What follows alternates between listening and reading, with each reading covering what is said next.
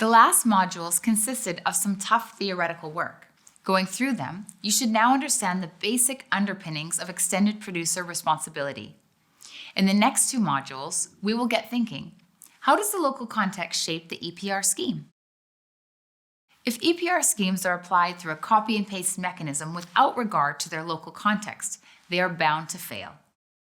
Just imagine setting up a collection system based on large garbage trucks in a country without paved roads or mechanics to repair the trucks. As every country is different, its EPR scheme must be tailored to its specific context.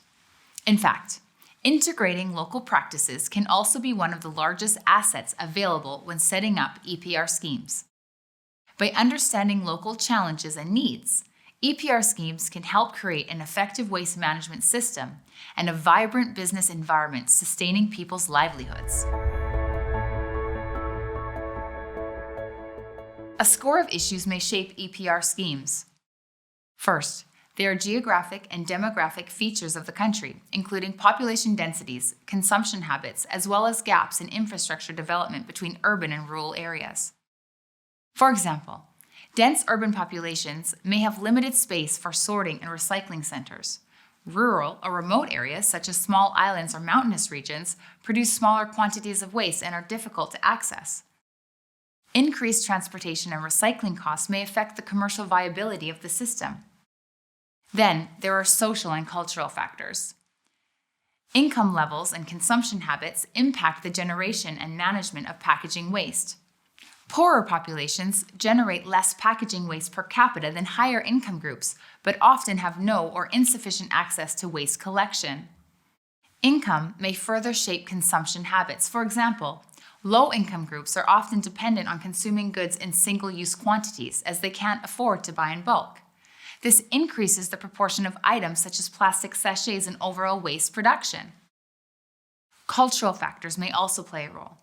For example, takeaway food is particularly widespread across Southeast Asia, producing significant packaging waste in the form of food trays and cups.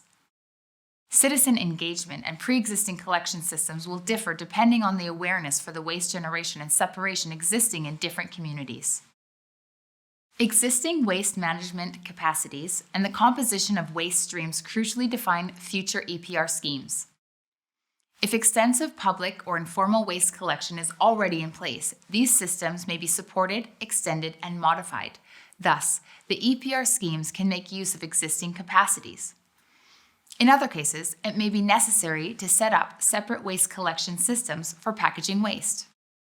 Similarly, building sorting and recycling facilities only make sense once waste collection and sorting takes place. Otherwise, problems may occur, as in Indonesia, where only 10% of all sorting facilities are in use, as they don't receive enough separated waste. The composition of household waste also plays a role. If it contains high proportions of packaging with high material value, such as PET bottles or HDPE trays, it is more likely that recycling infrastructure is developed. Incentivizing shifts towards such recyclable waste can therefore be a key task of the EPR scheme. Developing countries characteristically boast high proportions of organic waste. This makes separation at source especially important, as it otherwise contaminates packaging, impeding recycling. Finally, government institutions and existing waste management policies are crucial. EPR schemes rely on coherent governance structures, of which many may already be in place. These include the presence of monitoring mechanisms, waste management strategies and regulations, and clearly defined responsibilities of government agencies. The EPR scheme should align with these institutions. For example, in some countries, waste management services are provided by municipal authorities. In these cases, it may make sense for these providers to continue their operations. In privatized systems, waste management services may be directly operated by the PRO. EPR schemes will be shaped by all of these factors. They define the underlying challenges the EPR scheme will face and the strategies needed to create an environmentally, socially, and economically sustainable waste management system. This requires identifying bottlenecks in the present waste management system to set feasible targets and steer investments into viable solutions for priority areas.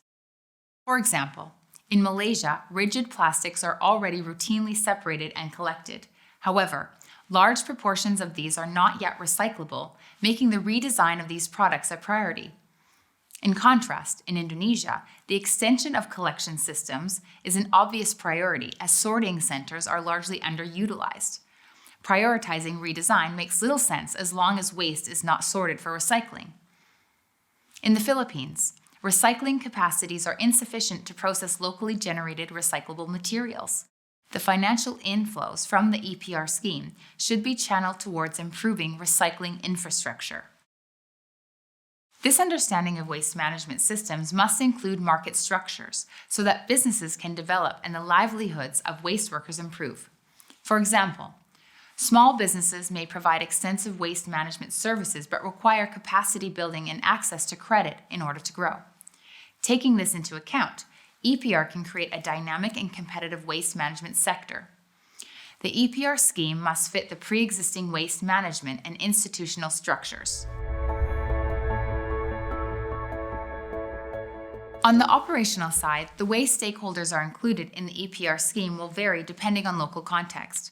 For example, the presence of a fragmented and informal waste management sector will require the PRO to set up decentralized contracting and monitoring practices, whereas in the presence of large, formal waste operators, this can be organized centrally. Including small enterprises, informal waste workers, or community initiatives may be crucial to leverage local expertise and infrastructure to waste management systems. Achieving this may require overcoming specific regulatory and administrative barriers.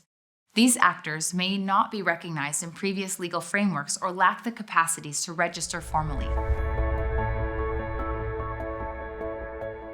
The governance of the EPR system must be in line with existing government institutions and regulations. The legal framework should distribute responsibilities coherently and unambiguously between government agencies. This ensures that different government strategies are complementary to each other, loopholes are avoided, and stakeholders can be held accountable. For example, Kenya's national policy goals prioritize the setup of environmentally adequate waste management for every Kenyan. Recycling facilities are concentrated in bigger hubs, often in the capital, Nairobi.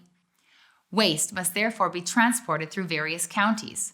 As transport fees are charged in every county, transport costs skyrocket, resulting in waste neither being transported nor recycled.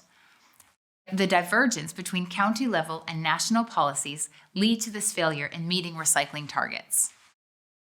Accordingly, EPR legislation must be in line with other waste management policies, forming a coherent, high-level political strategy towards a circular economy. Even the best EPR scheme is only one tool in the regulatory toolbox. It should therefore be supplemented by other instruments, such as taxes, subsidies, and regulations on product design. Additionally, bans of problematic and unnecessary single-use items, EPR laws for non-packaging waste, or public procurement standards may be deployed.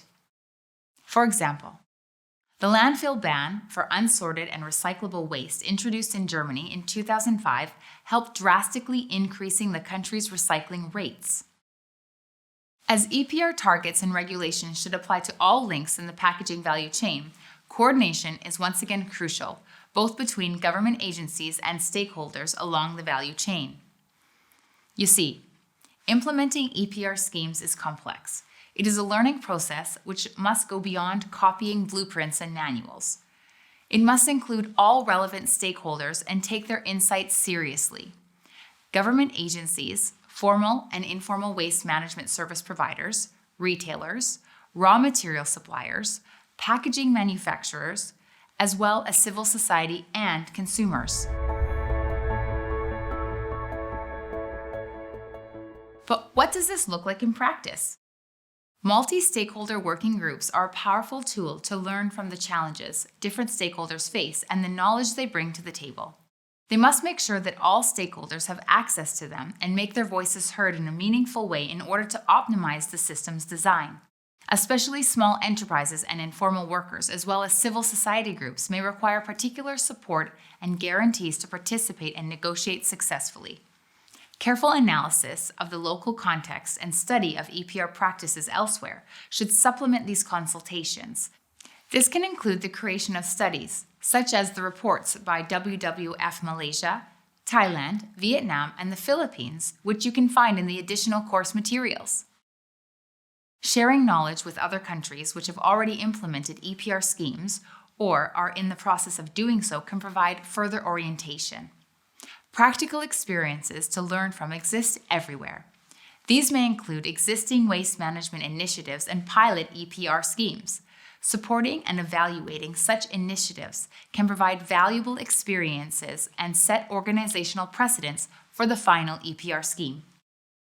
Finally, implementing EPR will be an ongoing process requiring constant adaptation. Take Germany, often seen as a front-runner for EPR. It took 28 years to put the current system into place, switching from single to multiple PROs, introducing registers and deposit refund schemes, as well as reevaluating waste flow calculations. Even today, the system is evolving, improving fee modulation, and finding ways to increase recycling rates.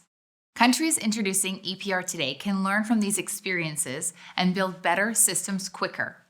However, ongoing evaluation of their own EPR scheme remains essential. I hope you enjoyed this module. The expert voices will help you dive deeper into the topic. See you in the next video.